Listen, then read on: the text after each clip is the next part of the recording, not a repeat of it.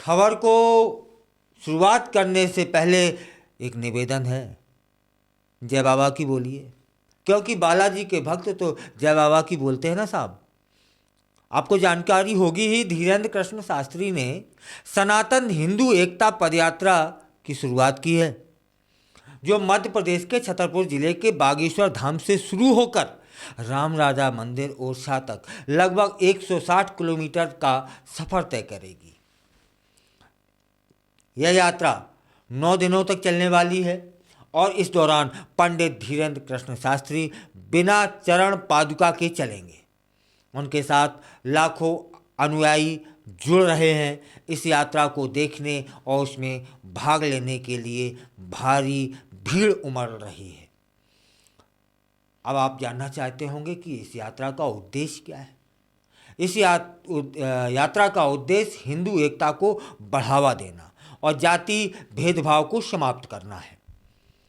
धीरेन्द्र कृष्ण शास्त्री का कहना है कि हिंदुओं के बीच मौजूदा भेदभाव, छुआछूत और अगड़े पिछड़े के फर्क को मिटाने का संदेश इस यात्रा के माध्यम से दिया जाएगा। यात्रा के दौरान विभिन्न सांस्कृतिक कार्यक्रमों का भी आयोजन होगा, जिसमें बुंदेली कलाकारों और स्थानीय लोक कला का प्रदर्शन होगा। यात्रा की शुरुआत बागेश्वर धाम बालाजी मंदिर में दर्शन और राष्ट्रीय ध्वज एवं भगवा ध्वज फहराकर की गई। पहले दिन की यात्रा लगभग 20 किलोमीटर की होगी, जिसमें ग्राम गढ़ा तिराहा से होते हुए ग्राम कदारी तक वह यात्रा पहुंचेगी।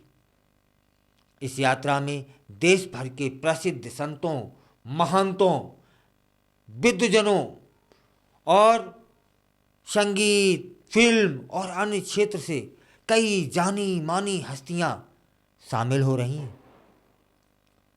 इस यात्रा में शामिल होने वाले प्रमुख चेहरों में फिल्म अभिनेता संजय दत्त, पहलवान खली, गायक कीर्तिदान गढ़वी, कवि कुमार विश्वास जैसे नाम शामिल हैं।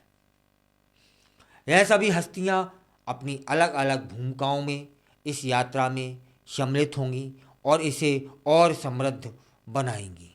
धीरेन्द्र कृष्ण शास्त्री ने पिछले साल भी हिंदू एकता कथा की शुरुआत की थी, जिसमें उन्होंने कहा था कि हमें अपने पूर्वजों के बलिदान को याद कर हिंदू एकता के लिए काम करना चाहिए।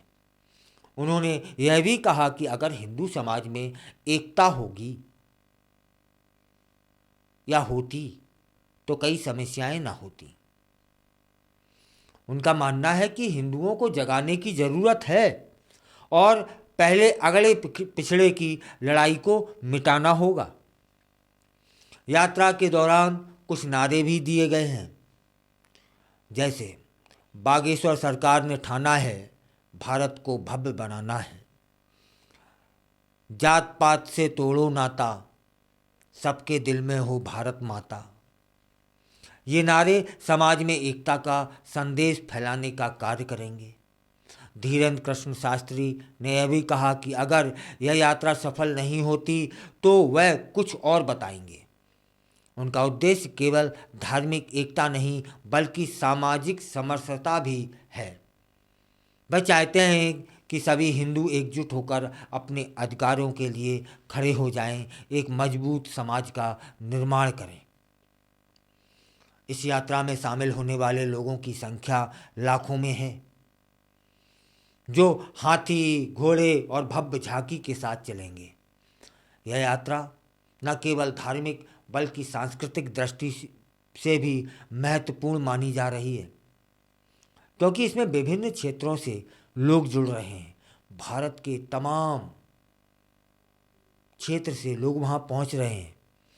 आखिरकार यह यात्रा केवल एक धार्मिक आयोजन नहीं है, यह एक सामाजिक आंदोलन है जिसका उद्देश्य हिंदू समाज को जागरूक करना, उन्हें एकजुट करना है। यदि आप इस यात्रा के बारे में अधिक जानना चाहते हैं या इसमें भाग लेना चाहते हैं, तब फिर हमारे चैनल पर बने रहें, समय समय पर जो भी अपडेट होगी सबसे पहले आपको बताई जाएगी।